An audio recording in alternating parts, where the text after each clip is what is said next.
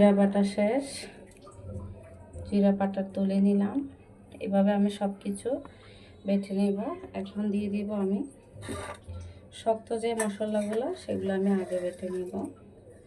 এখানে আছে গোলমরিচ, এলাচি, দারচিনি, লং, সব কিছু আমি বেটে নেব হালকা একটু পানি দিয়ে। হাতে বাটা মশলা দিয়ে রান্না করলে অনেক ভালো লাগে।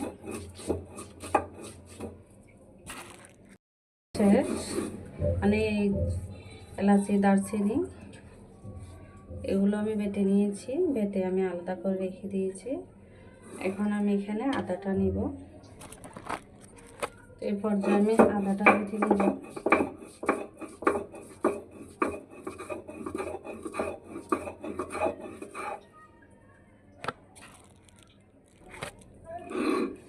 আদা বাটা হয়ে গেছে। এখন আমি রসুনটা বেটে নিব।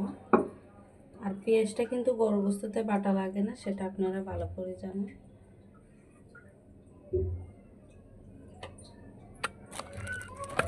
রসুনগুলো আমি একটু থেতো করে নেব।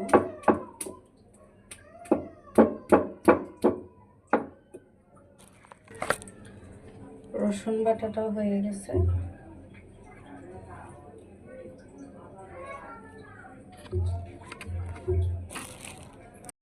তো বোনাটা কত সুন্দর হয়ে গেছে। তো এরকম রসা বোনা খেতে হাতে বাটা মশলা দিয়ে কান্না ভালো লাগে। তো আমার গোস্তটা যেহেতু হয়ে গেছে, এই পর্যায়ে আমি একটু মশলা দিব।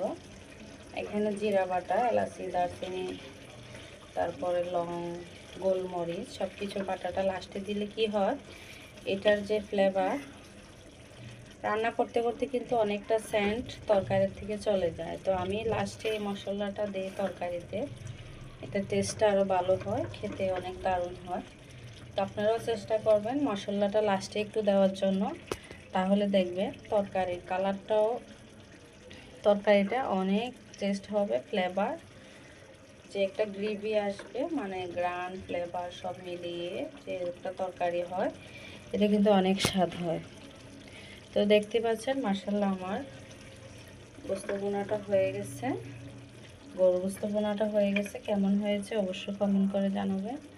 ভালো লাগলে আপনারাও বাসায় এরকম হাতে বাটা মার হাতে রান্নার মতো, আমি জানি সচরাচর সবার মার হাতে রান্না সবার কাছে অনেক ফেভারিট, এই রান্নাটাও আপনাদের কাছে অনেক দারুণ লেগেছে।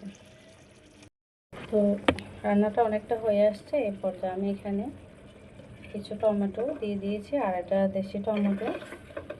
দেশি টমেটোটা দিলে কি হয়, তরকারি